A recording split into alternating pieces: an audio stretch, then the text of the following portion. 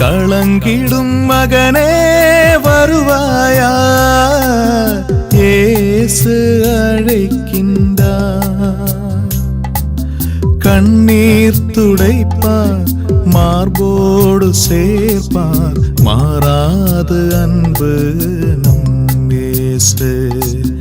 கண்ணீர் துடைப்பார், மார்போடு சேர்ப்பார், மாறாது அன்பு நம் இயேசு. இயேசு கிறிஸ்துக்குள் பிரியமானவர்களே, அருமை ஆண்டவர் இயேசு கிறிஸ்துவின் பரிசுத்தமுள்ள திருப்பெயரிலே நல்வாழ்த்துக்கள். இந்த விடுதலை நேர நிகழ்ச்சி வழியாக உங்களை சந்திப்பதிலே மிகுந்த மகிழ்ச்சி அடைகிறேன். ஆண்டவருக்கு நன்றி கூறுகிறேன். ஆண்டவர் தானே நம்மோடு பேச வேண்டும் என்று, ஆசீர்வதிக்கப்பட வேண்டும் என்று இந்த அமைப்பை உருவாக்கி தந்திருக்கிறார். அவருடைய திட்டமும் திருவிழமும் மிக மேன்மையாக்குரியது. இந்த நாளிலும் அவர் பேச விரும்புகின்ற காரியங்களை, வார்த்தைகளை நாம் கேட்க மரியாதை போல அவர் பாதப்படியில் அமர்ந்து கடந்து வரலாம். அன்பின் ஆண்டவர், இந்த மாலை வேலையிலே உம்முடைய பாதப்படியில் அமர்ந்து உம்முடைய வார்த்தையை கேட்பதற்காக ஆவலோடு கூட காத்து கொண்டிருக்கிறோம். ஆண்டவரே, எங்களோடு கூட பேசும், வாழ்வளிக்கிற வார்த்தைகள் எங்களுக்கு தாரும், நிலை வாழ்வு தருகிற வார்த்தைகள் எங்களுக்கு தாரும். அது இம்மையிலும் மறுமையில் நாங்கள் வாழ்வு பெற்றவர்களாக வாழ்ந்திருக்க கிருபை செய்யும். ஆண்டவரே பேசும், உம்முடைய பிள்ளைகள் கேட்கிறோம். ஆமீன், ஆமீன். பிரியமானவர்களே, தூய ஆவியானவர் எதை உணர்த்துகின்ற காரியங்களோ அதை நாம் கடந்து போய்கொண்டு இருக்கிறோம். கடந்த நாட்களிலே இதெல்லாம் செய்து கொள்ளுங்கள், ஆண்டவர் உங்களை ஆசீர்வதிப்பார் ஆசீர்வதிப்பார் என்று நாம் பார்த்தோம். சில சகோதர சகோதரிகள் திரும்ப கொண்டு சொன்னார்கள், செய்திகள் மிக பயனுள்ளதாக இருந்தது, ஆசீர்வாதமாக இருந்தது என்று. இன்றும் அன்புக்குரியவர்களே, நம்முடைய அருமை ஆண்டவர் நம்மை ஆசீர்வதிப்பதே அவருடைய சித்தமும் திருவுளமாக இருக்கிறது. இஸ்ரவேலை ஆசீர்வதிப்பதே அவருடைய சித்தம், திட்டம், திருவுளம். நீங்களும் நான் தான் வாக்கான பிரியமானவர்கள், இந்த நாளிலும் தூய ஆவியானவர் இந்த தெய்வீக திருவிழத்தின் வழியாக தருகிற வார்த்தைகளை நாம் சிந்திக்கிற பொழுது அதில் சொல்லப்படுகிற வார்த்தை மேலானவர்களை தேடுங்கள் என்று, மேலானவைகளை தேடுங்கள் என்கிற ஒரு வார்த்தை கொலோசியர் புத்தகத்திலே 3ஆம் அதிகாரத்திலே நாம் பார்க்கின்றோம். ஆனால் அதனுடைய தலைப்பு என்ன பார்த்தீங்கன்னா, 3ஆம் அதிகார தலைப்பில் பார்க்கிற பொழுது கிறிஸ்துவ வாழ்வு, புதுப்பிக்கப்படும் மனித இயல்பு, புதுப்பிக்கப்படும் மனித இயல்புன்னு கொண்டு தலைப்பு போட்டிருக்காங்க. அது கீழே அப்படி படிக்கும் பொழுது மேலானவற்றை தேடுங்கள் என்று வசனம் வார்த்தை இருக்கும். அந்த மேலானவற்றை தேடுகிற காரியங்கள் எப்படி, யாருக்கு, எதனால், அதனுடைய ஆசீர்வாதம் என்ன என்று தான் நாம் பார்க்க இருக்கிறோம். மேலானவைகள், ஒரு கடைக்கு போகிறோம், கடைக்கு போகும்பொழுது அங்கே நிறைய ஒரே விதமான பொருள் வச்சுருப்பாங்க. ஆனால் அந்த பொருளில் எது நல்லா இருக்குமோ அது எடுப்போம், இல்லைங்களா? நன்றிக்கும். ஒரு இடத்துல போகிறோம், அது ஏதாவது ஒரு எடுக்கனாக்க அதில் இருக்கிறதெல்லாம் நல்லதாக இருக்கிறத எடுத்துருப்போம். அப்போது மனிதனுடைய வாழ்க்கையிலே ஒரு நல்லதாக இருக்கிறது நாம் கண்டுபிடிச்சிக்கிறோம், எடுக்கிறோம் அல்லவா, நம்முடைய வாழ்க்கைக்கு எடுக்கிறோம் அல்லவா. அதே போல் நாம் பார்க்கிற பொழுது ஆண்டவர் நம்ம காட்டுக் கொடுக்கிற வார்த்தை மேலானவைகளை நீங்கள் தேடுங்கள் என்று, மேலானவைகளை தேடுங்கள் என்று. அந்த கொலோசியர் புத்தகம் எல்லாம் எடுத்திருக்கிறீங்க நினைக்கிறேன். கொலோசியர் புத்தகம் தான். கொலோசியர் புத்தகத்திலே 3ஆம் அதிகாரத்தில் நீங்கள் பார்க்கிற பொழுது அதில் 2வது வசனம் சொல்லிக் கொடுக்கும். அந்த 2வது வசனம் சொல்லிக் கொடுக்கிற வார்த்தை பார்க்கணும். இவ்வுலகு சார்ந்தவை பற்றி அல்ல, மேலுலகு சார்ந்தவை பற்றியே எண்ணுங்கள். பாருங்க, இவ்வுலகை சார்ந்தவற்றை பற்றி நீங்கள் என்ன வேண்டாம், நீ மேலுலகை சார்ந்தவற்றை பற்றி எண்ணுங்க. நினைவெல்லாம் உமதாக வேண்டும், என் பேச்செல்லாம் உமதாக வேண்டும். அந்த மேலுலக காரியங்களை பற்றி நீங்கள் சிந்திங்க, நினைவு பண்ணி எப்போ பாரு அது கொண்டு வாங்கன்னு சொல்கிறார். மேலுலக வாழ்க்கை, கீழுலக வாழ்க்கை பாருங்க. இன்னைக்கு இவ்வுலக வாழ்க்கை சார்ந்த பற்றி அல்ல, அதெல்லாம் நாம் அங்கே தேடும் போது இதை இவங்க கொடுத்துடுவார். அதுதான மத்தியில் படிக்கிறோம் அல்லவா. முதலாவது கடவுளையும் கடவுள் அரசன் தேடு, மற்றதெல்லாம் உனக்கு சேர்த்து கொடுக்கப்படும் சொல்லிட்டார் இல்லைங்களா.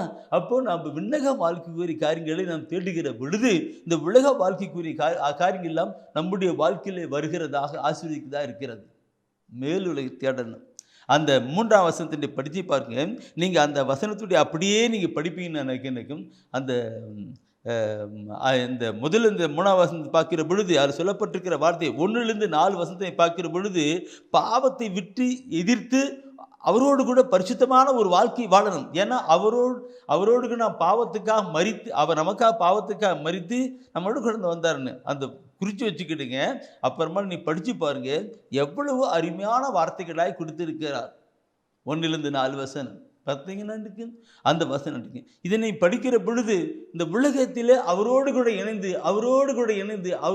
இணைந்து நினைவெல்லாம் கொண்டு வருகிற பொழுதுதான் அங்கே போகிற ஒரு பாக்கியமும் நமக்கு கிடைக்கும் என்று அந்த வசனத்தின் கருத்துக்கள் நமக்கு ஆழமாக சொல்லிக் கொடுக்கிறது.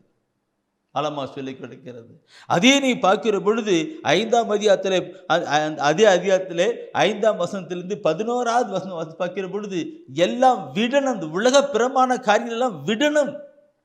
உலகப்பிரமான காரியம் எல்லாம் விடணும். சண்டை, சச்சரவு, பிரிவினை, பிளவு அப்படியெல்லாம் இருக்குதுல்ல, அதெல்லாம் வெறுத்து கண்டு கொடுத்து அவருக்குள்ளாக வாழணும். சொல்லப்பட்டிருக்கிறது. அந்த வசனத்தை நீங்கள் 11 படுத்திக்கிட்டீங்க. அது 12லிருந்து நீங்கள் பார்க்கும்போது 12லிருந்து 17 வசனம் வாசிக்கிற பொழுது ஆவிக்குரிய ஜீவித்திலே, ஆவிக்குரிய வாழ்க்கையிலே வாழ்ந்து வளரணும். வளர்ந்தோம்.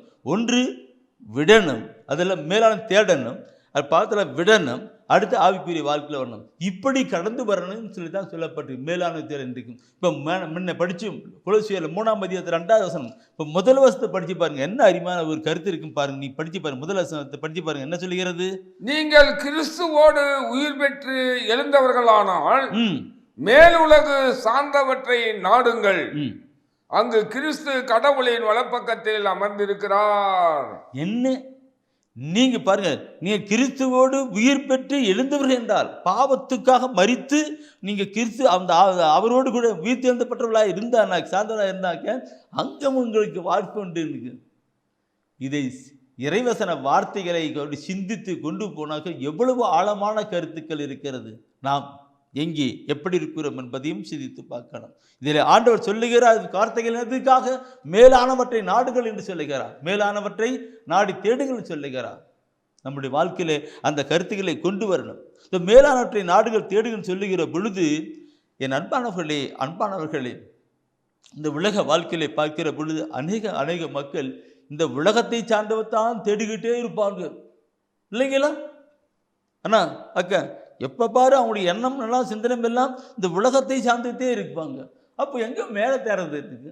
இன்னைக்கு அங்கே மேலுலக தேடுகிற பொழுது தான் அவரோடு கூட இணைந்து, அவரோடு கூட கடந்து, அவர்களே போயிட்டு அங்கே இருப்போம் சொல்லப்பட்டிருக்கிறது.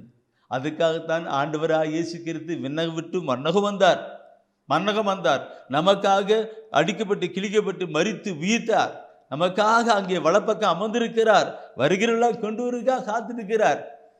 பார்க்கணும் பிரியமாவளி. நான் சரி, இது நீ கொலோசியர் 3ஆம் அதிகாரத்தை படிச்சிங்க தானே? அதுலேயே கொலோசியர் 2ஆம் அதிகாரம் எடுங்க. 2ஆம் அதிகாரத்தை நீ பார்க்கும் பொழுது அங்கே 12வது வசனம் ஒரு வார்த்தை சொல்லியிருக்கும். 12வது வசனம் அங்கே ஒரு வார்த்தை சொல்லியிருக்கும். பார்க்க அருமையான கருத்துக்களாக இருக்கும். நீங்கள் திருமுழுக்கு பெற்ற போது அவரோடு அடக்கம் செய்யப்பட்டீர்கள்.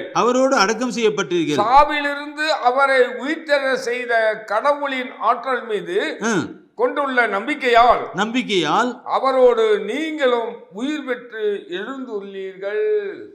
இதை நாம் சொல்லணும்னா நிறைய கருத்துக்கள், ஆழமான கருத்துக்கள். அவரோடு கூட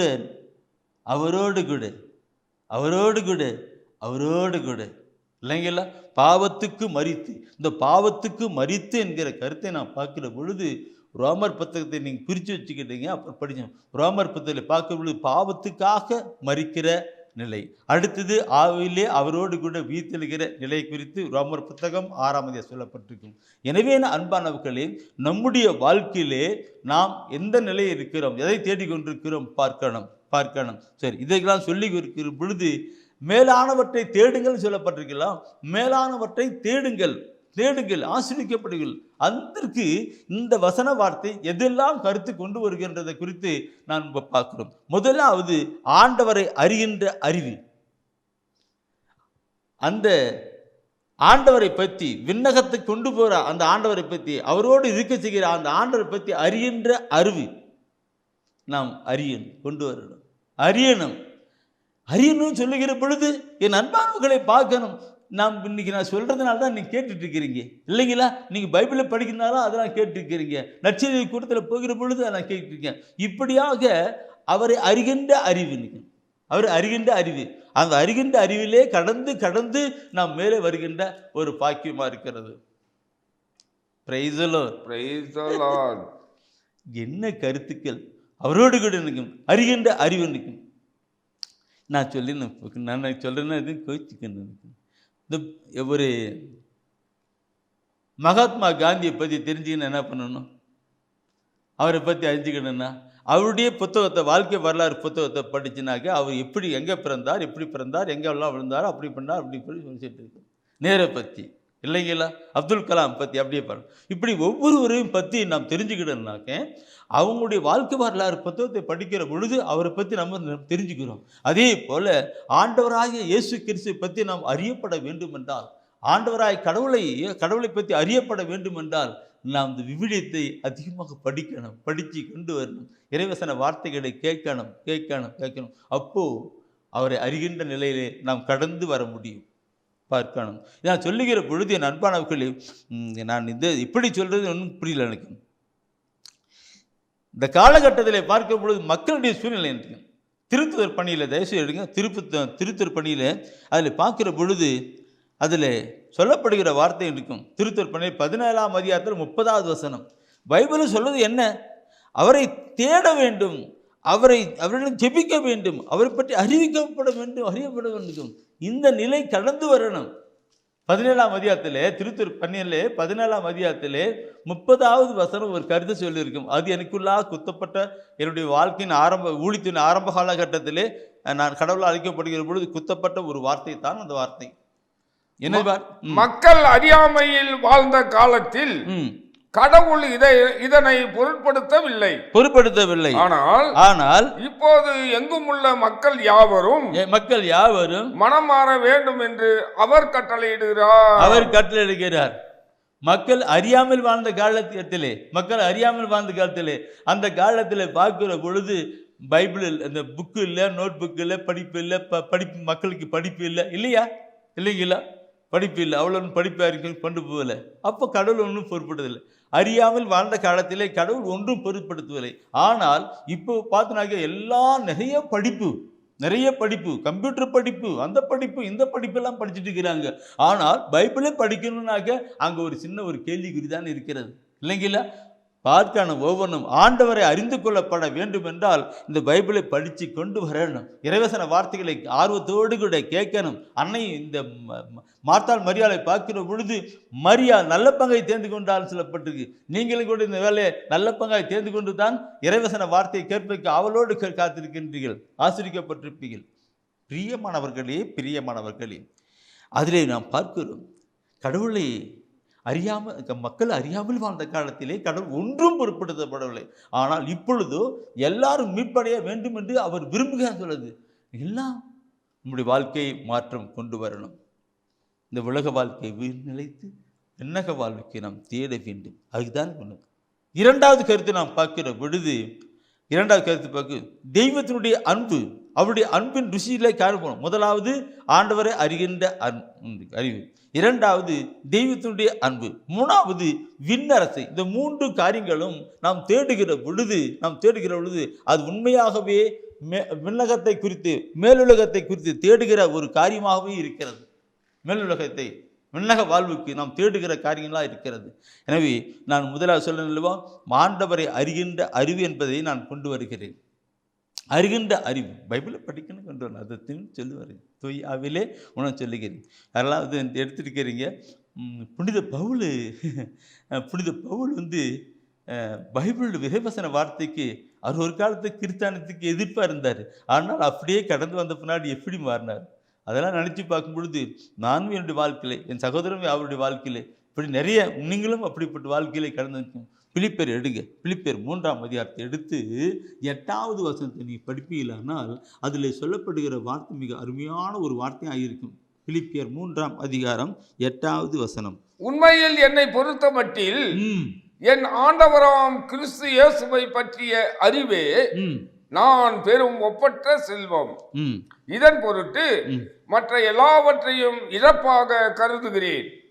அவர் பொருட்டு நான் அனைத்தையும் இழந்து விட்டேன். கிறிஸ்துவை ஆதாயமாக்கி கொள்ள எல்லாவற்றையும் குப்பையாக கருதுகிறேன். என்ன வார்த்தை! நீங்க எல்லாம் கூட எல்லாம் பைபிள் மேல அப்படியே விரல வச்சு படிச்சுட்டு இருக்கிறீங்க. பிலிப்பியர் 3ஆம் அதிகாரத்தில் 8வது வசனம் தான் எப்படி சொல்றாரு பாருங்க.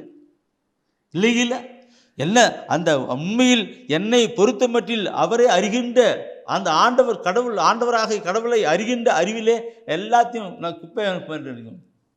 என்ன இல்லைங்களா? இன்று நம்முடைய வாழ்க்கையில் அப்படிப்பட்ட நிலை கடந்து வரணும். கடந்து வருகிற பொழுது நாம் அங்கே போகிறதுக்கான மேலுலகை தேடுகிற காரியங்களாக இருக்கும்.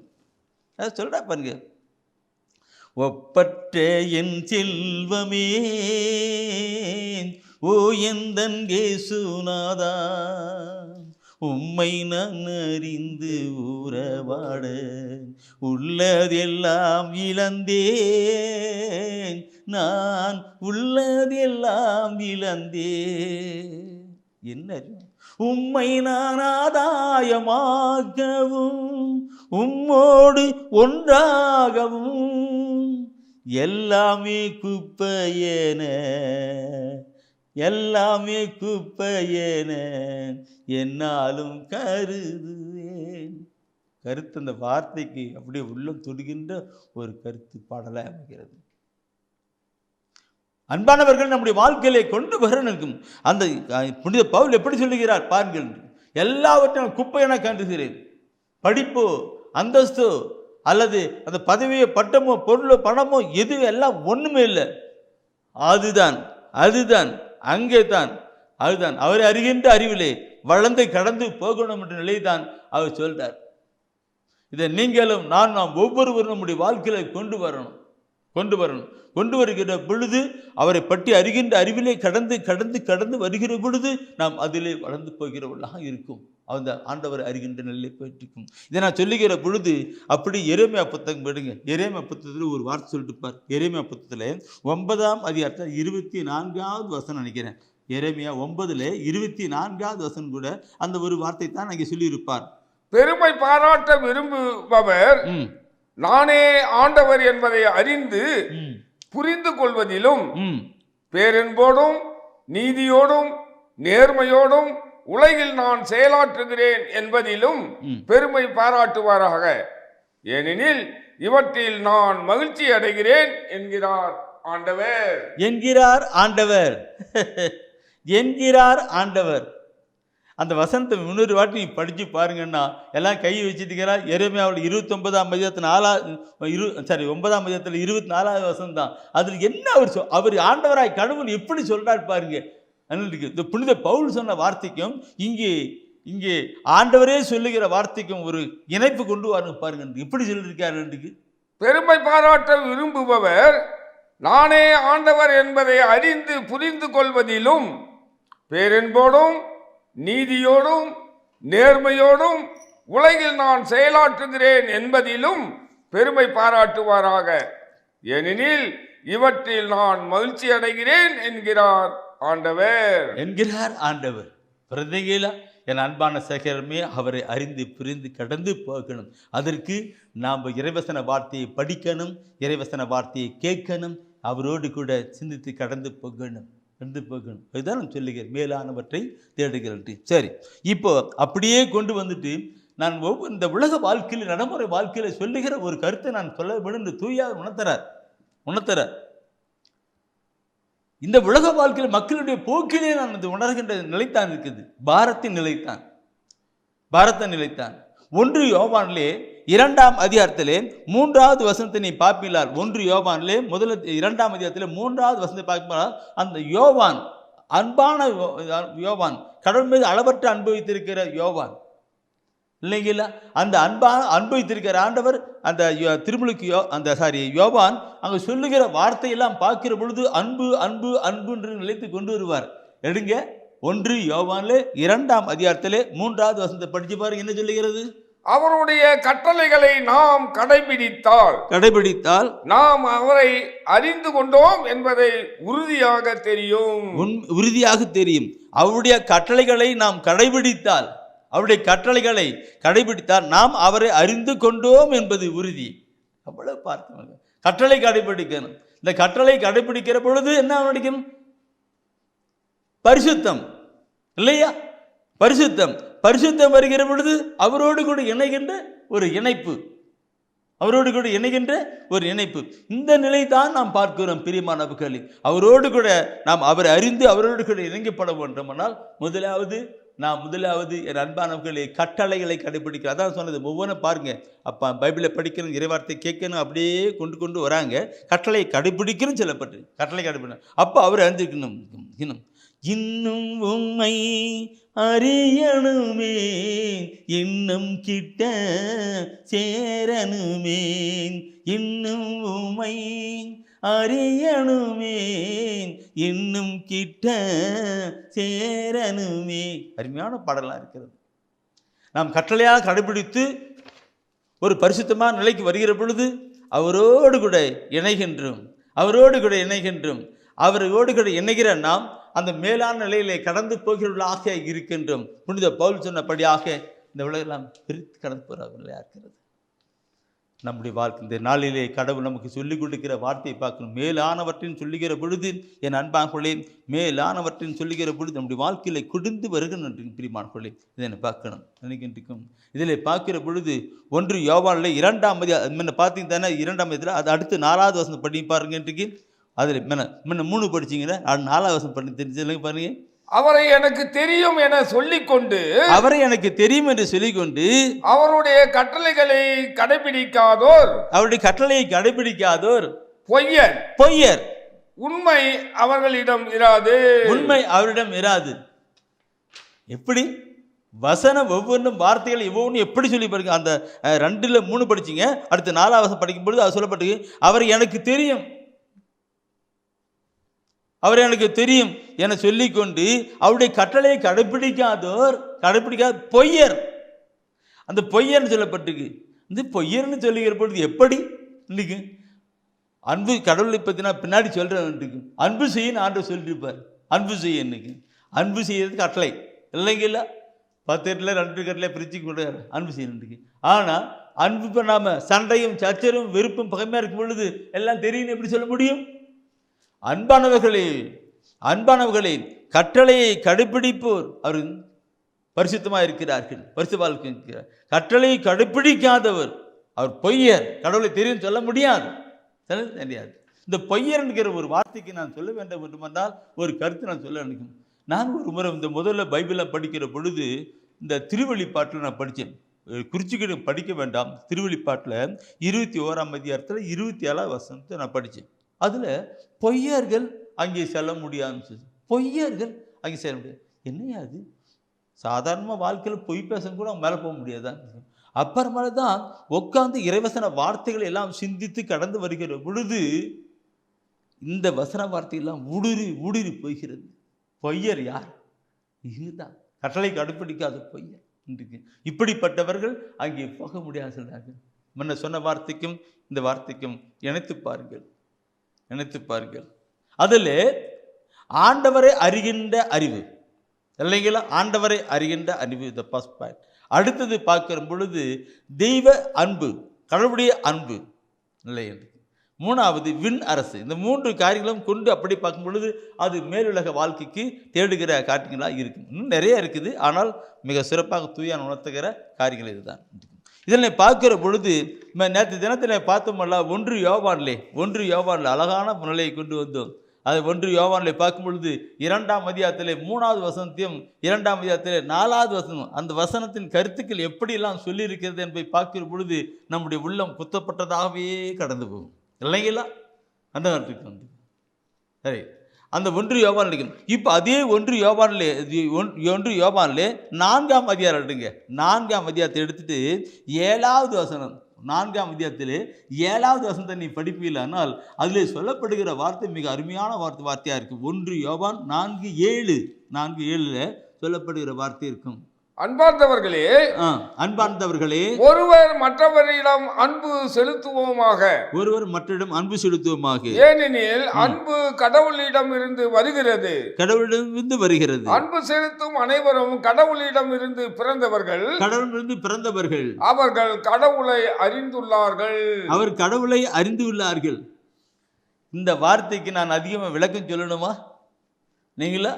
எவ்வளவு அருமையான வார்த்தை, எப்படி விளக்கமான கருத்துக்கள் கொண்டு வந்த பாருங்க இல்லைங்களா? அன்பு செலுத்தும் அனைவரும் கடமிருந்து பிறந்தவர்கள். அதுதான் நான் சொன்னேன். இன்றைக்கு பாவத்துக்கு மரித்து அவரோடு கூட இணைக்கப்பட்டு பிறந்தலை பிறந்திருக்கிறாங்க. பிறந்தவர்கள் அவர்கள் கடவுளை அறிந்துள்ளார்கள். அப்படி பிறந்தவர்கள் பரிசுத்தமான நிலையிலே பரிசுத்தமான வாழ்க்கை பொழுது கடவுளை அறிந்து அவருக்குள்ளாக கடந்து செயல்பட்டு கொண்டே இருக்கிறார் என்று அந்த வசன வார்த்தை சொல்லுகிறது. அன்பானவர்களை பார்க்கணும். அன்பு செலுத்த அனைவரும் கடந்து கடவுளிலிருந்து பிறந்தவர்கள். கடவுளிலிருந்து பிறந்த ஒரு மனிதன் அவன் பரிசுத்தமான ஒரு வாழ்க்கை வாழ்கிறவனா இருக்கிறான். அந்த பரிசுத்தமான ஒரு வாழ்க்கை வாழ்கிற ஒரு மனிதன் விண்ணக வாழ்வுக்கு விரிவராக இருக்கிறான் தான் நாம் முதல்ல படித்தோம் இல்லைங்களா? முதல்ல குலசேரியில் 3ஆம் அதிகாரத்திலே படித்தோம். அந்த விண்ணக வாழ்வுக்கு விரிவலாக இருக்கிறான். நம்முடைய வாழ்க்கையிலே கடந்து வரணும். கடவுளிடம் பிறந்தவர்களாக இருக்கிறோம். கடவுளிடமிருந்து பிறந்தவர்கள் பாவம் செய்வதில்லை. ஏன்னா பரிசுத்த நிலை அவர்களுக்குள்ளாக இருக்கிறது. பைபிள் வசனங்கள் ஒவ்வொன்று சொல்லப்பட்டிருக்கிறது பார்க்கும் பொழுது இருக்கும் பரிசுத்தமான நிலை அவர்கள் வாழ்க்கையை பார்க்கிற பொழுது அவருடைய வாழ்க்கையிலே ஆசீர்வாத நிலையை கொண்டு போகிறது தான். என் அன்பானவர்களே, ஆண்டவரை அறிகின்ற அறிவு என்று சொல்கிற பொழுது அது ஒவ்வொன்றாய் சொல்லி கடந்து போகிற பொழுது எங்கெங்கேயோ எப்படியோ போகிறது. முதலாவது பரிசுத்தம், கட்டளை கடைபிடித்து பரிசுத்தம். அந்த பரிசுத்தமாக வருகிற பொழுது அவரிடம் மறுபடியும் பிறந்தவராக இருக்கிறோம், அன்பு செய்களாக இருக்கிறோம். அது மேலுலக வாழ்க்கைக்கு உள்ளதாக இருக்கிறது. நான் சொல்லுகிற பொழுது ஒரு சாட்சியத்தை நான் சொன்ன தூயாக உணர்த்துகின்ற ஒரு சிறிய சாட்சி நான் சொல்ல விரும்புகிறேன். பெருமாள், இந்த உலக வாழ்க்கையிலே வாழ்ந்து கொண்டிருந்த ஒரு சகோதரன், அவன் தவறாமல் கோயிலுக்கெல்லாம் போகிற மாதிரி இருக்கும். அதில் தவறாமல் வர்றதா இருக்கும். அதெல்லாம் போவான். உலகப்பிரமான பக்தி முயற்சியெல்லாம் நிறைய செஞ்சுட்டு இருப்பான். நானும் அவரை பற்றி இப்போ நல்லா பாராட்டுவேன். எனக்கு நானும் ஒரு காலத்தை அப்படி தான் இருந்தேன், பாராட்டுக்கு. அது பிற்பாடு நான் ஒரு நாள் அவர்கிட்ட, தம்பி தவறாமல் பார்க்குறேன், நல்ல ஆண்டவர் காரியம் நிறைய செய்கிறீங்க கேட்டு, நீங்கள் பைபிளை படிச்சிருக்கிறீங்களா? பைபிள் படிக்கல, இறைவார்த்தை ஏதோ கோயிலுக்கு வருவேன், பூசையில் வார்த்தை சொல்லுவாங்க, கேட்பேன், அவ்வளோதான். அதான் பைபிளாக படிச்சுது. தம்பி பைபிள் படிக்கணும். பைபிளை படிக்கிற பொழுது தான் இறைவார்த்தை நம்ம படிக்க அவரை பற்றி நம்ம அறிஞ்சு அவருக்குள்ளாக போயிட்டு அப்படியே போவோம் தம்பின்னு கொஞ்சம் ஒரு 10 நிமிஷம் அவங்க தம்பிக்கிட்ட சொல்லி கருத்து சொன்னேன். சொல்லிட்டு அப்புறமேல அவனை முடிஞ்ச அளவுக்கு ஒரு தியான சென்டருக்கு போய் அனுப்பும்படியாக கொண்டு வந்தான். இறைவசனம் அவங்களுக்கு தியான சென்டரில் இறைவசன வார்த்தையெல்லாம் சொல்றதை கேட்டு இவன் நான் எங்கே இருக்கிறேன், எப்படி வாழ்ந்து கொண்டிருக்கிறேன் என்பதை அவன் உணர்ந்தான். அப்படி பின்னாடி பைபிள் எடுத்து படிக்க ஆரம்பித்தான். படிக்க அந்த வசன வார்த்தை சொல்லுகிறது போல என்ன இருக்கு, எல்லாரிடம் அன்பு செய்ய ஆரம்பித்தான். கட்டளையை கடைபிடித்து அன்பு செய்ய ஆரம்பித்தான். அவனுக்கு வெறுத்துட்டு யார் இருந்தாங்களோ, அவங்ககிட்ட யார்கிட்ட வெறுப்பாக இருந்தானோ அவங்ககிட்ட போயிட்டு சரண்டர் பண்ணிட்டு, சாரி என்னை மன்னிச்சுக்குங்கன்னு சொல்லிட்டான். அவனுடைய தம்பி தான் அதுக்கு எதிர்மறை இருந்தானுக்கு. அவங்ககிட்ட போயிட்டு அவங்க தம்பி காலில் விழுந்து, தம்பியே நீ மன்னிச்சுக்கிடா, மன்னிச்சுக்கிடா, உனக்கு நான் நிறைய தப்பு பண்ணிட்டு பேசிட்டு இருக்கிறேன், சொல்லியிருக்கிறேன், திட்டிருக்கிறேன்டா, என்னை மன்னிச்சுக்கிடா, வச்சுக்கிடா, உனக்கு விதாரணமாக பேசிட்டான் சொல்லிட்டு பல கருத்துன்னு சொல்லி ஃபீல் பண்ணி எல்லாரோடும் சமாதானம் ஆகிற பொழுதே அவனுடைய உள்ளத்திலே ஒரு புதிய ஒரு நிலை, கடவுளுடைய இறை பிரசன்னம் அவனுக்குள்ளே கடந்து வந்தது. எல்லாரும் மன்னிச்சு கடந்து வருகிற பொழுது கட்டளை கடைபிடிக்கிறவராக, ஆண்டவருக்குள் இணைகிறவராக வந்தது இறை பிரசனம் வந்து. அவன் நினைச்சா எனக்கு இப்போ நான் அப்படி ஒவ்வொரு படியாக ஏறிக்கிட்டு இருக்கிற பிரதர்னா. அன்பானவர்களே, நான் சொல்லுகிறது என்ன, இறைவசன வார்த்தை ஆண்டவரை அறிகின்ற அறிவிலே கடந்து வரணும். மக்கள் அறியாமல் காலந்தாரே கடவுள் ஒன்றுபடுத்தப்படுத்த சொன்ன அல்லவா? இந்த நாட்களில் நிறைய படிப்பு கடந்து பைபிள் படித்து கொண்டு அவரை அறிஞ்சி அவருடைய அன்புக்குள்ளாக, அவருடைய இரக்கத்துக்குள்ளாக, அவருடைய மகிமைக்குள்ளாக, மாற்றுக்குள்ளாக கடந்து வந்து அவர் கடந்து போயிட்டு அப்படியே மேலே போகிற காரியங்களாக இருக்கணும். இதுதான் மிக முக்கியம். நீங்கள் 1 யோவான் 4ஆம் அதிகாரத்து 7ஆம் வசனம் படிச்சிங்க தானே? அது கீழே அப்படியே நீங்கள் படித்து வாங்க. அது 10வது வசனம் என்ன சொல்லி 10வது வசனம் சொல்லப்பட்டிருக்கு. 4 10வது வசனம் சொல்லப்பட்டிருக்கும். அதில் சொல்லப்பட்டிருக்கிற ஒரு வார்த்தை இருக்குன்னு. என்ன ஒரு வார்த்தைனாக்க வித்தியாசமான ஒரு நிலையில் இருக்கும். அது முன்ன கடவுளிடம் அன்பு செலுத்துவதாக சொல்லிக்கொண்டு தம் சகோதர சகோதரிகளை வெறுப்போர் பொய்யர். நான் ஏற்கனவே சொல்லிருக்கேன்ல, நான் ஏற்கனவே சொன்னேன். ஏன் அது சொன்னாக்க ஏற்கனவே சொல்லியிருக்கேன். அது ஏன் இப்போ சொல்கிறேன்னாக்க, இந்த சகோதரன் தன்னுடைய சாட்சியில் சொல்கிறான். இந்த சகோதரன் தன்னுடைய சாட்சியில் சொல்கிறான், நான் எல்லாரோடும் வெறுப்பு தான், நான் தான் யோகிமானவன் சொல்லிட்டு நான் நினைட்டுக்கேன். அப்படி நான் தான் யோகிமானம் செயல்பட்டு நினைக்கேன். அதுக்கு அடுத்து நீங்கள் படித்து பார்க்கணும். அந்த 4ஆம் அதிகாரத்தில் அதை அடுத்து அப்படியே கொண்டு வாங்க. அந்த வசனத்தை 20வது வசனம் எடுங்க. 20வது வசனம் எடுங்க. அந்த 20வது வசனம் எடுத்து எனக்கு அது சொல்லப்பட்டிருக்கும். அருமையான ஒரு கருத்து. கடவுளிடம் அன்பு செலுத்துவதாக சொல்லிக்கொண்டு தம் சகோதர சகோதரிகளை வெறுப்போர் பொய்யர். தம் கண்முன்னே உள்ள சகோதர சகோதரியிடம் அன்பு செலுத்தாதோர் கண்ணுக்கு புலப்படாத கடவுளிடம் அன்பு செலுத்த முடியாது. என்ன அருமையான கருத்து இது! ஏன் இன்னைக்கு நாளில் இப்படிப்பட்ட ஒரு கருத்தை சொல்லுகிறார் என்பதை பார்க்கணும். கடவுளை அறிகிறேன் சொல்லிவென்றால், கடவுளை அறிகின்ற அறிவிலே நான் கடந்து வருகிறேன் என்றால், ஆண்டுடைய வார்த்தையை கடைபிடித்து கீழ்ப்படிந்து நாம் கடந்து போகணும். இல்லைன்னா ஒன்றும் இல்லைன்னு.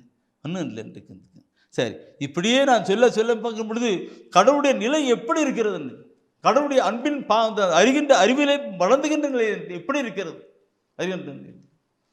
அந்த சகோதரன் அப்படி சொன்னிட்டு. அது மாத்திரமல்ல, நான் ஒன்றுக்கு ஒரு குடும்பத்தார் வந்தாங்க. என் குடும்பத்தார், அந்த குடும்பத்தார் நான் பார்க்கும் பொழுது நான் அவர்கள் ஏதோ ஒரு பிரச்சனையோடு கூட வந்தார்கள். பிரச்சனையோடு வந்தார். அந்த பிரச்சனைக்கு வரும் பொழுது நான் சொன்னேன், இந்த வசனத்தை படிங்க, அந்த வசனத்தை படிங்க, அந்த வசனத்தை படிங்க. இப்படிலாம் அவர் படிக்க அவங்களுக்குள்ள ஒரு விடுதலின் காரியங்களை பார்த்தார்கள். ஏனென்றால் இந்த பைபிளில் சொல்லப்படாத வார்த்தையில் ஒன்றுமே இல்லை. ஏசாயா புத்தகம் 34ஆம் அதிகாரத்தில் 16ஆம் வசனம் பொழுது அவர் தானே எல்லாவற்றையும் இணைத்து ஒரு நிலையிலே கொண்டு வந்திருக்கிறார். அந்த வசன வார்த்தைகள் சொல்ல எசேக்கியேல் 12ஆம் அதிகாரத்தில் 25ஆம் வசனம் சொல்லப்பட்டிருக்கும், என் வாயிலிருந்து புறப்பட்ட அந்த வார்த்தையை நிறைவேறியே தீரும், அது காலம் தாழ்த்தாதுன்னு சொல்லியிருக்கும். அப்படியாக அந்த சகோதரர் படித்து வரும்போது கடவுளை அறிந்து கொண்டவர்களாக அவரோடு இணைந்து கடவுள், ஆண்டவர் எவ்வளவு நல்லவர் என்று சுவைத்து பாருங்கள். அப்படிதான் நம்முடைய வாழ்க்கை கடந்து போகணும். இது ஏன் அப்படி சொல்லுகிறேன் என்றால், இந்த காலங்கள் இப்படியாய் நம்மளை கொண்டு போகிற ஒரு காலங்களாக இருக்கிறது. Price the Lord. சரி, இதை நான் சொல்லுகிற பொழுது யோவான் 17ஆம் அதிகாரத்தில் 3வது வசனம் சொல்லும், ஆண்டவர் இயேசு கிறிஸ்து ஜெபிக்கிற ஒரு ஜெபம் தான் அது. ஆண்டவராக இயேசு கிறிஸ்து ஜெபிக்கிற ஒரு ஜெபம் தான் அது. யோவானிலே 17ஆம் அதிகாரம் அதில் 3வது வசனத்தை நீ படிச்சு பாருங்க. அதில் என்ன சொல்லுகிறார் என்று, உண்மையான ஒரே கடவுளாகிய உம்மையும் நீர் அனுப்பிய இயேசு கிறிஸ்துவையும் அறிவதே நிலைவாழ்வு. அது அறிகிறதே நிறைவாழ்வு. வசன வார்த்தைகளை ஒன்றும் பிணைச்சு பாருங்க. அறிகிறதே நிலைவாழ்வு. பேதுரு என்ன சொன்னாரு? நிலைவாழ்வு தருகிற வார்த்தையில் முடிந்தான. அப்போ அறிகின்ற அறிவு அப்படியே பார்க்கிற பொழுது நிலைவாழ்வு பெற வேண்டும் என்றால் இந்த நிலை ஆண்டவர் இயேசு கிறிஸ்துவே சொல்லியிருக்கிறார். அந்த ஜெபம் சொல்லியிருக்கிறார். அன்பானவர்களே, நம்முடைய வாழ்வை நாம் சிந்தித்து பார்க்கணும். நம்முடைய வாழ்க்கையில் எந்த நிலையை போய்கொண்டிருக்கிறோம் என்பதை நாம் சிந்தித்து பார்க்கணும். அடுத்த கருத்தை நான் கொண்டு வருகிறேன். தெய்வீக அன்பு, கடவுளுடைய அன்பு, அவரில் நாம் கொண்டிருக்கிற காரியங்கள், அதை குறித்து நான் சொல்ல விரும்புகிறேன். தூயான உணர்த்துறார். இந்த ஒவ்வொன்றும் பட்டிக்கணும். ஒன்று அது மேலானவை தேடுன்னு சொல்றதில்ல, அந்த கருத்தோடு கொண்டு வர மேலானவைகள். நீ பார்க்குற பொழுது இந்த முன்ன எப்படி யோவான்ல அவர் அன்பை பற்றி நல்லா சொன்னாரோ அதே போல புனித பவுலடிகளும் இந்த அன்பு குறித்து சொல்லுகிற பொழுது நிறைய சொல்லுகிறார். ஆனால் விசேஷமா பார்க்கிற பொழுது இந்த கொரிந்தியர்லாம் சொல்லியிருப்பார். நீங்க தயவுசெய்து எடுங்க, கொரிந்தியர்ல 12ஆம் அதிகாரம் 31வது வசனம் நினைக்கிறேன். அதில் ஒரு வார்த்தை சொல்லியிருக்கிற வார்த்தை நினைக்கிறேன். 12ஆம் அதிகாரத்திலே அது ஒரு வார்த்தை சொல்லியிருக்கும். 1 கொரிந்தியரிலே 12ஆம் அதிகாரத்திலே 31வது வசனம். அருமையான ஒரு கருத்து. நீங்கள் மேலான அருள் கொடையை ஆர்வமாய் நாடுங்கள். மேலான அருள் கொடைகளை ஆர்வமாய் நாடுங்கள்.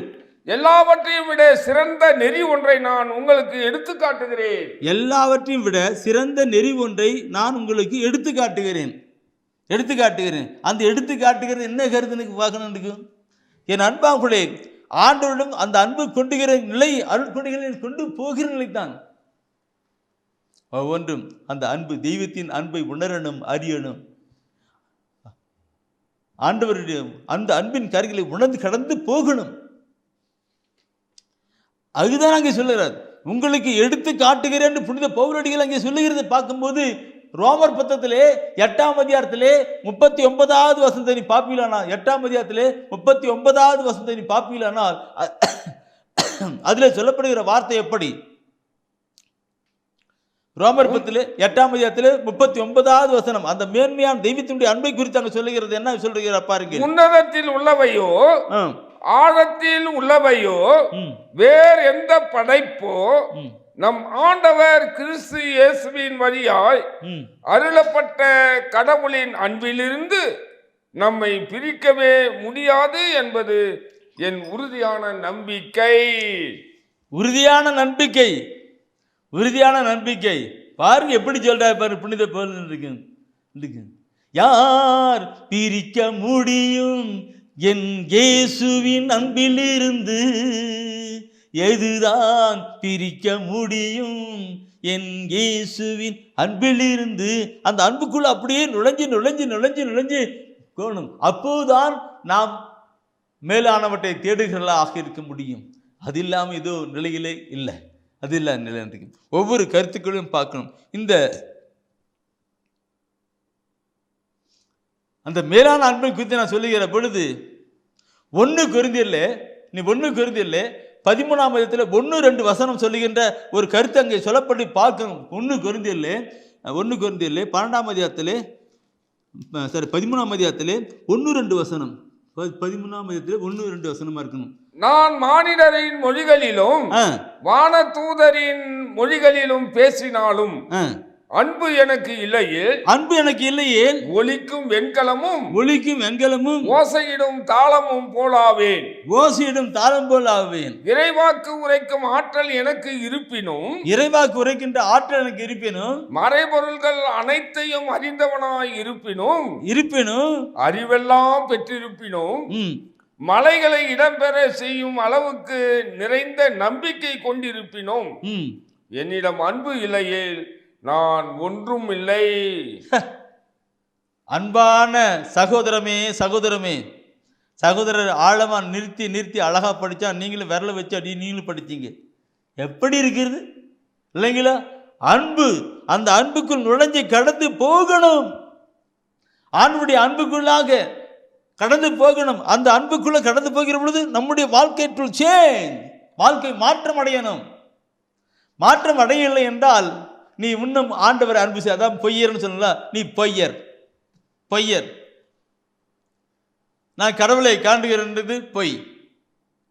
கடவுளுடைய அன்பிலே கடந்து போகணும். என் அன்பானவர்களே, இந்த வரைவசன வார்த்தையெல்லாம் படிக்கிற பொழுது சில வேலையில என்னுள்ள உள்ளத்தையும் சில வேலையில குத்தப்படுகிற பொழுது நான் ஃபீல் பண்ணி அமைதி கொண்டு போவேன்.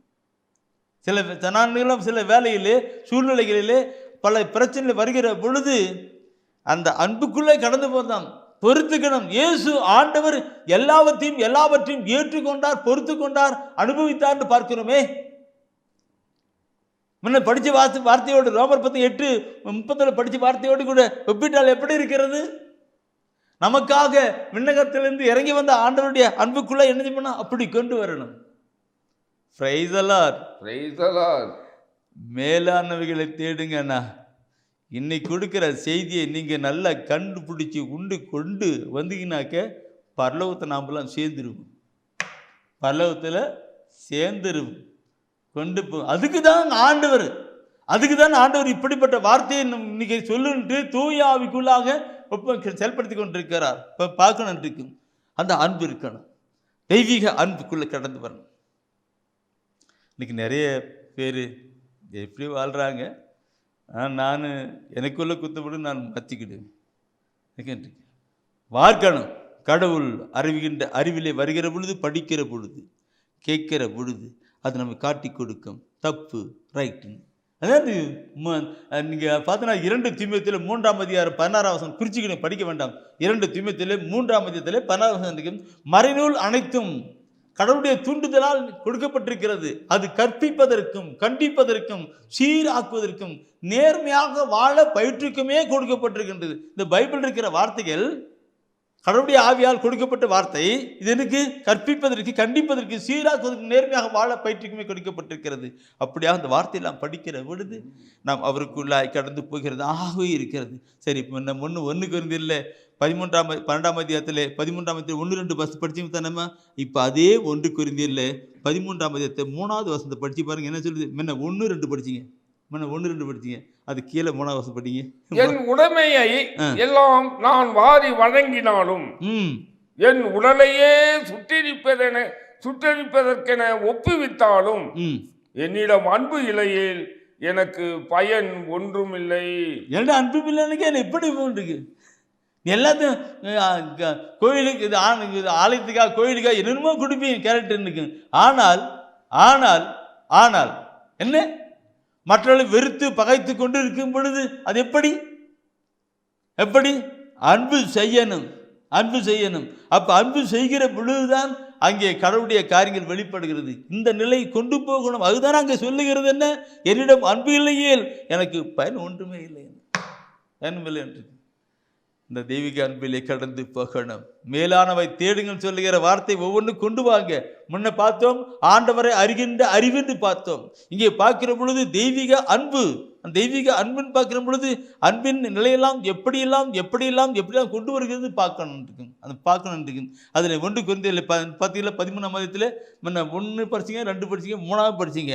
நான் சொல்லணுக்கு நிறைய சொல்லணுக்கும். நான் இருக்கேன் இதை சொல்லிருக்கேன்.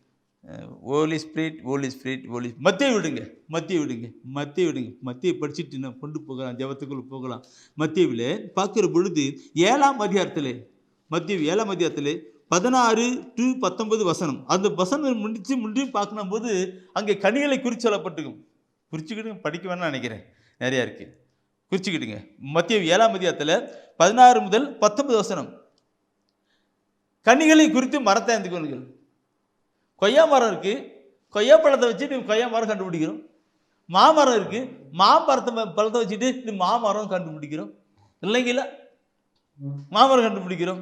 எலுமிச்சை மரம் பார்க்குறோம், எலுமிச்சை பழத்தை பார்த்து கண்டுக்கிறோம். அப்போ பழத்தை கொண்டு கனிகளை கொண்டு மரத்தை அறிந்து கொள்கிறோம் சொல்லுது. அப்படின்னா என்னுடைய வாழ்க்கையிலே அன்பை வெளிப்படுத்துகிற பொழுதுதான் அங்கே கடவுளுடைய நிலை வெளிப்படுகிறது. நான் என்னுடைய வாழ்க்கையில் அன்பு இல்லை சொல்லுகிற பொழுது அந்த அன்பின் கனி இல்லைன்னாக்க எப்படி? கனிகளை கொண்டு மரத்தை அறிந்து கொள்ளுங்கள். இந்த மரம் கடவுளுடைய மரம், இதில் வருகிற கனி அன்பின் கனி. அப்படி கொண்டு வரணும், ஒவ்வொருவரும் கொண்டு வரணும். அதுதான் சொல்லப்பட்டிருக்கிறது. இப்படி அந்த கனி கொடுக்காத மரங்களாம், நச்சு கனி கொடுக்கிற மரத்தெல்லாம் வெட்டி நெருப்பிலே போடு. நச்சு கனி கொடுக்குற மரத்தெல்லாம் வெட்டி நெருப்பிலே போடு. நல்ல கனி கொடுக்குற மரத்தை கழிச்சு விடுங்க. அது ஒன்றும் பண்ணுறோம். எப்படிலாம் வசனம் சொல்லுகிறது, வார்த்தை சொல்லுகிறது, நாம் சிந்தித்து பார்க்கணும். பிரியமானவர்களே, அன்பு தான் நினைச்சு சொன்ன இல்லை. மத்தியில் 7ஆம் அதிகாரத்தில் பார்க்கிற பொழுது, அதாவது நல்ல கனி கொடுக்கிற மரம், கெட்ட கனி கொடுக்கிற மரம், நல்ல கனி கெட்ட மரம் பிடிக்கணும்னு பார்க்குறோம் இல்லவா? இந்த மனிதன் இந்த மரம் நல்ல கனிகளை கொடுக்கணும். நல்ல கனி, அது அன்பின் கனிகளை கொடுக்கணும். அந்த அன்பின் கனிகளை கொடுத்து கடந்து வருகிற நிலையை பார்க்கும் போது என் அன்பாகலே, கலாத்தியர் 5ஆம் அதிகாரத்திலே அந்த ஆவியானவர் நிலையிலே கடந்து வருகிற பொழுதுதான் அந்த அன்பின் நிலைகள் கடந்து வருமா? தூய ஆவியானவர் கடந்து வருகிற நிலை தான்.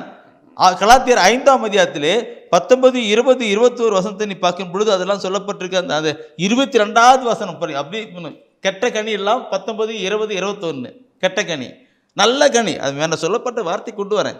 நான் கெட்ட கனி கலாத்தியர் 5ஆம் அதிகாரம் 19, 20, 21 கெட்ட கனி.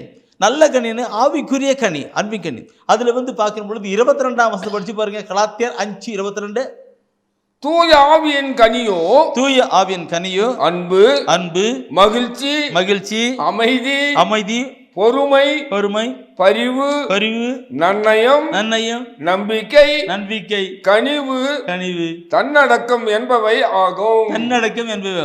நல்ல கனி கொடுக்கு, நல்ல இது ஆவியன் கொடுக்கிற கனி தான் நல்ல கனி இருக்கு. அதனால்தான் நாம் இந்த ரோமர் 5ஆம் அதிகாரத்தில் 5ஆம் வசனத்தை படிக்கிற பொழுது நாம் ஜெபிக்கிற ஒரு ஜெபம் கூட அந்த நிலைத்தான் கடந்து வரணும். ஆவியானவரே, அன்பின் ஆவியானவரே, இப்போ வாரும், இறங்கி வாரும். இல்லைங்களா? அந்த ஆவியான, அன்பின் ஆவியானவர் இயேசு கிறிஸ்து நமக்காக வந்து அடிக்கப்பட்டு கிழிக்கப்பட்டு அன்பு வெளிப்படுத்தினார். அந்த இயேசுவினுடைய அன்பின் ஆவியானவர் நமக்குள் வந்தால் நாமளும் அவரோடு கூட இணைகிறோம், இணைகிறோம், இணைகிறோம், விண்ணக வாழ்வுக்கு தயாராகிறோம். பார்க்கணும். இந்த நிலையை நான் அன்பின் பற்றி சொல்லணும்னா நிறைய சொல்லணும் இருக்கும். ஆனால் அந்த வாழ்க்கையை பார்க்கிற பொழுது, இந்த ஒரு மனிதனுக்குள்ளாக அன்பு இருக்கிற பொழுது அதை நல்ல கனிகளை கொடுக்குன்னு சொல்றது இல்லையா? நல்ல கனி, அன்பு இருக்கிற பொழுது நல்ல கனிகளை கொடுக்குன்னு சொல்றது இல்லையா? அதுல 1 கொரிந்தியர்ல 13ஆம் அதிகாரத்திலே 4லிருந்து 7 வசனத்தை படிச்சு பாருங்க. 4லிருந்து 7 வசனத்தை படிச்சு பாருங்க. அது என்ன சொல்லுகிறது? ஒவ்வொன்றும் சொல்லி ஒன்று சொல்லுவார், ஒன்று சொல்லி சொல்லுவார். என்ன சொல்லுகிறார் பாருங்கள். அன்பு பொறுமை உள்ளது, பொறுமை உள்ளது, நன்மை செய்யும், நன்மை செய்யும், பொறாமைப்படாது, பொறாமைப்படாது, தற்புகழ்ச்சி கொள்ளாது, தற்புகழ்ச்சி கொள்ளாது, இருமாப்பு அடையாது, இருமாப்பு அடையாது, அன்பு இழிவானதை செய்யாது, இழிவானது செய்யாது, தன்னலம் நாடாது, தன்னலம் நாடாது, எரிச்சலுக்கு இடம் கொடாது, எரிச்சலுக்கு இடம் கொடாது, தீங்கு நினையாது, தீங்கு நினையாது, அன்பு தீவினையில் மகிழ்வுறாது, மகிழ்வுறாது, மாறாக உண்மையில் அது மகிழும், உண்மையில் அது மகிழும். அன்பு அனைத்தையும் பொறுத்து கொள்ளும், அனைத்தையும் பொறுத்து கொள்ளும், அனைத்தையும் நம்பும், அனைத்தையும் நம்பும், அனைத்தையும் எதிர்நோக்கி இருக்கும், அனைத்தையும் எதிர்நோக்கி இருக்கும், அனைத்திலும் மன உறுதியாய் இருக்கும். என்ன வார்த்தைகள், எப்படிப்பட்ட வார்த்தைகள் பார்க்கணும். இந்த அன்பு மனிதனுக்குள் வரணும். அப்போ வருகிற பொழுதுதான் மேலானவை தேடுகிற நிலை கடந்து போக முடியும். இல்லைங்களா? கடவுள் தூய ஆவியான எப்படி சொல்லிக் கொடுக்கிறார் பாருங்க. நம்ம கலாத்தியத்தில் பார்த்தோமல்லவா அன்புன்னு. அந்த ஆவியானவர் ரோமர் 5:5 படித்தோம். இங்கே சொல்லப்படுகிற வார்த்தை அன்பு இருக்கிற பொழுது இப்படிலாம் இப்படிலாம் இப்படிலாம் இருக்குன்னு சொல்லியிருக்கிறார். இந்த அன்பின் காரியங்களை நீங்களும் நான் நம்முடைய வாழ்க்கையில கொண்டு வரணும். மேலானவர்கிட்ட நாம் தேடணும் என்றால், உன்னத வாழ்க்கைக்கு நாம் கடந்து போக வேண்டும் என்றால் இதெல்லாம் கொண்டு வரணும். Praise the lord, praise the Lord. அடுத்தபடியாக நான் சொல்லுவது, விண் அரசை தேடுங்கள், விண் அரசை தேடுங்கள். நாம் பார்க்கிற பொழுது விண் அரசை தேடுங்கள் சொல்லுகிற பொழுது நான் அதிகமாக சொல்ல தேவையில்லை, கொஞ்சம் சுருக்கமாக நான் சொல்லுகிறேன். விண் அரசை தேடுங்கள். இந்த பைபிளில் சொல்லப்பட்ட வார்த்தை பார்க்கணும் இருக்கு. பைபிள் இருக்கு, மத்தியில் இருக்கு. இயேசு ஆண்டவர் சொல்றாரு விண்ணரசுக்காக ஜெபிங்கன்னு சொல்லுகிறார். இல்லைங்களா? உம்முடைய ஆட்சி வருக, உம்முடைய ஆட்சி வருகன்னு சொல்றார். அந்த ஆட்சி எப்படி வரணும்? அந்த ஆட்சியை தேட வேண்டும் என்று கூட சொல்லுகிறார். மத்தேயுல 6ஆம் அதிகாரத்தில் பார்க்கிற பொழுது 33வது வசனம், அது நீ அடிக்கடி படிச்ச வாசனம் தான், அடிக்கடி படிச்சு தான். மத்தேயுல 6ஆம் அதிகாரம் 33ஆம் வசனம். அந்த வசனம் என்ன சொல்லுகிறது? அனைத்திற்கும் மேலாக, அனைத்திற்கும் மேலாக அவரது ஆட்சியையும், அவருடைய ஆட்சியையும், அவருக்கு ஏற்புடையவற்றையும் நாடுங்கள், அவருக்கு ஏற்புடைய நாடுங்கள். அப்படி நாடுனா அப்போது இவை அனைத்தும் உங்களுக்கு சேர்த்து கொடுக்கப்படும். இவை அனைத்தும்ன்றது, அந்த இவை அனைத்துன்றதுக்கு நீங்க அப்புறமால பைபிள் எடுத்து படிச்சு பாருங்க. எதை உண்போம், எதை குடிப்போம், எதை உடுப்போம்னு கவலைப்பட வேண்டாம். நாளைக்கு என்ன வேணுமோ அதெல்லாம் கவலைப்பட வேண்டாம். எல்லாம் எல்லாம் அவர் தந்து முடிச்சு பாரு சொல்லிருக்கு. என்ன அருமையான வார்த்தை இல்லைங்களா? முதலாவது கடவுளையும் கடவுளுடைய அரசையும் அது கேட்புடைய தேடுங்க. இன்னைக்கு அப்படி இப்படி அப்படி இயேசு ஆண்டு சொன்னார், உம்முடைய அரசு வருகைன்னு சொல்லி ஜெபம் பண்ணுங்க சொன்னார். உம்முடைய அரசு எப்படி வரும்? தூய ஆவிக்குள்ளாய் நமக்குள் வரும். தூய ஆவிக்குள் நமக்கு வரும். ஆனால் அது நான் அந்த கடந்த நாட்கள் ஒரு செய்தியை நான் கொடுத்துருக்கிறேன். வந்துட்டு இருக்கு தூயாவிலே எப்படி இறையரசு வருகிறது. அன்பானவர்களே, நாம் பார்க்கிற பொழுது இந்த இறையரசை குறித்து அதில் பார்க்கிறோம். தேட வேண்டும், இறையரசை தேட வேண்டும். இரண்டாவது ஜெபிக்க வேண்டும். மூன்றாவது இறை அரசை பற்றி, விண்ணரசை பற்றி அறிவிக்கணும். இறையரசை பற்றி அறிவிக்கணும். இறையரசை பற்றி அறிவிக்கணும்னு பார்க்கிற பொழுது அன்பானவர்களே, அது இந்த நாட்களில் மிக குறைவாய் போயிட்டிருக்கிறது. கடவுளுடைய சித்தமும் திட்டமும் பார்க்கிற பொழுது இந்த காலகட்டத்திலே ஊடகம் பார்க்கிறோம் இல்லைங்களா? ஊடகம், கம்ப்யூட்டர், சயின்ஸ் எல்லாம் நிறைய வந்திருக்கிறது. இதெல்லாம் எதற்காக ஆண்டவர் வைத்திருக்கிறார்? எல்லா மக்களுக்கும் நற்செய்தி போகணும், இறையரசை பற்றி நற்செய்தி போகணும். இறையரசை பற்றி நற்செய்தி போக வேண்டும் என்று தான் அவர் திட்டத்தோடு கூட செயல்பட்டு கொண்டிருக்கிறார். மத்திய 24:14 பார்க்கிற பொழுது எல்லா இனத்தாருக்கும், எல்லா மக்களுக்கும், உலகமெங்கும் அவரை பற்றி, விண்ணரசை பற்றி அறிவிக்கப்பட வேண்டும் என்று சொல்லியிருக்கிறார். விண் அரசை பற்றி, விண் அரசை ஆண்டவரே ஆட்சி வரணும்னு சொல்லி ஜெபிக்கணும். இரண்டாவது அந்த இறையரசை நம்பிக்கை தேடணும், அறிவிக்கணும். இந்த கருத்தை நாம் கொண்டு வருகிற பொழுது நாம் விண்ணக வாழ்வுக்கு, மேலான காரியங்களுக்கு கடந்து போகிறவராக இருக்கணும். அதுதான் உனக்கு சொன்னேன், உனக்கு என்ன தேவைன்னு அல்ல சென்றுக்கிட்டார். நம்முடைய வாழ்விலே கடந்து போகணும், அந்த வாழ்க்கையை கடந்து செயல்பட வேண்டும் என்று ஒப்புக் கொடுக்கிறேன். இதை நான் சொல்லுகிற பொழுது இறைவசன வார்த்தை ஒவ்வொன்றுமே எப்படி சொல்லப்பட்டிருக்கிறது. இந்த நாட்களே இந்த வார்த்தைகள் நம்முடைய வாழ்வுக்கு கடந்து வருகின்ற நிலையாக கொண்டு போகணும். தயவுசெய்து இந்த திருவெளிப்பாடு எடுங்க. திருவெளிப்பாட்டில் நிறைய வார்த்தை இருக்கும். திருவெளிப்பாட்டில் குறிச்சிக்கிடுங்க, நிறைய இருக்கு, குறிச்சிக்கிடுங்க. திருவெளிப்பாட்டில் 22ஆம் அதிகாரத்தில் 15வது வசனத்தை நீ பார்த்தீங்கன்னாக்க அதில் சொல்லப்பட்டிருக்கும், இப்படிப்பட்ட நிலையிலே இருக்கிறவர்கள் ஒருவரும் அங்கே போக மாட்டார். தன் ஆடைகளை எல்லாம் துவைத்து வெண்மையாக்கி கொண்டு பரிசுத்தமான நிலை வருகிறவர்கள் தான் அங்கே போவார். சொல்லப்படும் நடத்தை கெட்டோர், சூனியக்காரர், பரத்தமையில் ஈடுபடுவோர், கொலையாளிகள், சிலை வழிபாட்டினர், பொய்மை நாடி அதன்படி நடப்போர் ஆகிய அனைவரும் அதில் நுழைய மாட்டார்கள். இன்னைக்கு அப்படிப்பட்ட நிலை தான். பொல்லாத பிசாசன் அநேகருடைய உள்ளத்தையும் எண்ணங்களையும் இழுத்து கொண்டு போய் கொண்டிருக்கிறான். நான் இதை பார்க்கிற பொழுது நானும் நியூஸ் பேப்பர்லாம் படிக்க கொஞ்சம் நேரம் பணம் கிடைச்சா படிப்பேன். இன்னைக்கு அதில் பார்க்கிற பொழுதுல பார்த்தீங்கன்னா இந்த காலகட்டத்தில் ஆபாசமான படங்கள், பலாத்காரங்கள், பால், இது எனக்கு கட்டுக்கடங்காத பால் உணர்வுகள், இப்படிலாம் கொண்டு போயிட்டு பிசாசனவன் இந்த இலையிலே கொண்டு போய் கொண்டிருக்கிறான். அந்த இப்படிப்பட்ட நிலையிலே பக்தியும் விசுவாசமும் ஆண்டவரை அறிகின்ற அறிவிலும் தெய்வீக அன்பிலும் வாழ்ந்து கடந்து ஆண்டவரை இறையரசு வேண்டும் என்று கொண்டு வருகிறவர்கள் தான் அங்கே போவார்கள். மற்றவங்களாம் கிடையாதுன்னு அழகாக நான் சொல்ல வேண்டியிருக்கின்றேன். எது நான் ஒவ்வொன்றும் பார்க்கணும், பிரியமாக்களே, நம்பிக்கை நடக்கும். ஆண்டுடைய காரியங்களை கடந்து வரணும், விண்ணரசை பற்றி காரியங்களை கடந்து வரணும்.